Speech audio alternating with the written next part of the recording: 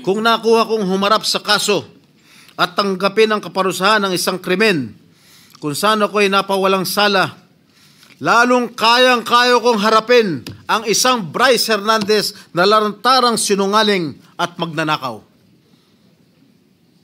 Ang sabi nga ni Senator Marcoleta, safe ka na. With due respect to our colleague, hindi po, Senator Marcoleta.